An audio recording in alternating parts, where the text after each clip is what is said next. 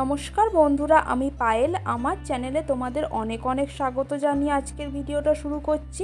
আজকে আমি তোমাদের সাথে শেয়ার করব চিংড়ি আর বেগুন দিয়ে একটা অসাধারণ রেসিপি। তো তোমরা ভিডিওটা দেখতে থাকো, আশা করি তোমাদের ভালো লাগবে। তো বেগুনগুলোকে আমি ভালোভাবে লম্বা লম্বা করে কেটে নিয়েছি, ধুয়ে নিয়েছি। এবার এর মধ্যে নুন হলুদ মাখিয়ে নেব। যাদের বেগুন খেলে মুখ চুলকায় তারা একটু পাতিলেবুর রস নুন হলুদের সাথে মাখিয়ে রেখে দিতে পারো। তো এখানে আমি একটা পেস্ট বানিয়ে নেবো। তার জন্য নিয়ে নিলাম সর্ষে, পোস্ত আর কাঁচা লঙ্কা। ভালোভাবে মিহি করে এগুলোকে বেটে নেবো।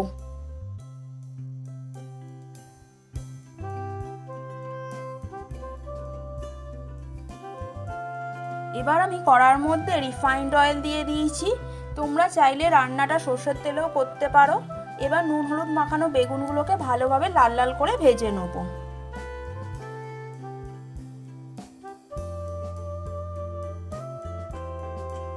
তো বেগুনের একদিকটা ভালোভাবে ভাজা হয়ে গেছে, যে দিকগুলো ভাজা হয়নি ভালোভাবে উল্টে পাল্টে ভেজে নেব। তো এখানে আমার সব বেগুনগুলো ভালোভাবে লাল লাল করে ভাজা হয়ে গেছে। এবার আমি একটা জায়গার মধ্যে এগুলোকে তুলে নিচ্ছি।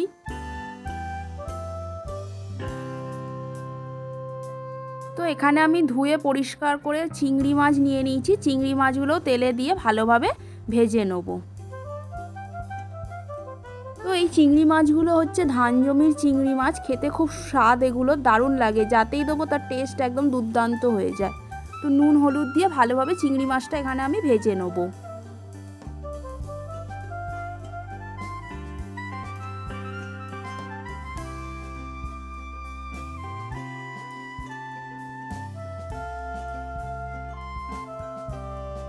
তো চিংড়ি মাছগুলো ভেজে নিয়েছি, নিয়ে একটা জায়গার মধ্যে তুলে নিচ্ছি।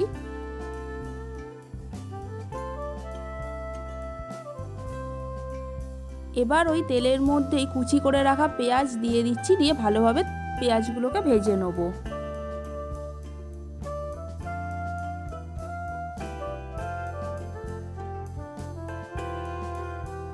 তো পেঁয়াজটা এখানে ভালোভাবে ভাজা হয়ে গেছে। এবার আমি এর মধ্যে দিয়ে দিলাম হলুদ গুঁড়ো, লঙ্কা গুঁড়ো, নুন আর দিয়ে দিলাম কুচি করে রাখা টমেটো, দিয়ে ভালোভাবে পেঁয়াজের সাথে ভেজে নিলাম।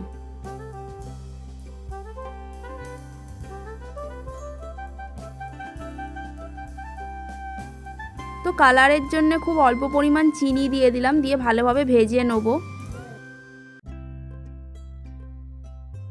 তো এখানে মশলাটা আমার ভালোভাবে ভাজা হয়ে গেছে, মশলা দিয়ে তেলও ছেড়ে দিয়েছে। এবার ভেজে রাখা চিংড়ি মাছগুলো দিয়ে মশলার সাথে খানিকক্ষণ কষিয়ে নেব।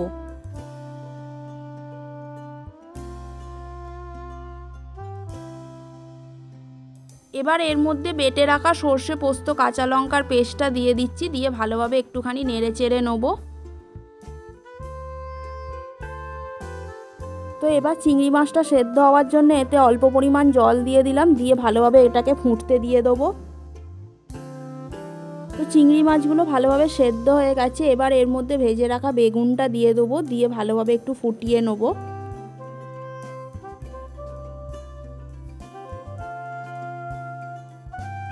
এবার এর মধ্যে দিয়ে দিলাম পাতিলেবুর রস, দিয়ে ভালোভাবে নেড়েচেড়ে মিশিয়ে নিলাম। তো এখানে লাস্টে নামানোর আগে এর মধ্যে 1 চামচ ঘি দিয়ে দিলাম, দিয়ে ভালোভাবে নেড়েচেড়ে মিশিয়ে দেবো। তো এখানে বেগুন আর চিংড়ির ঝাল একদম রেডি হয়ে গেছে। এবার এটাকে একটা জায়গার মধ্যে আমি ঢেলে নেব।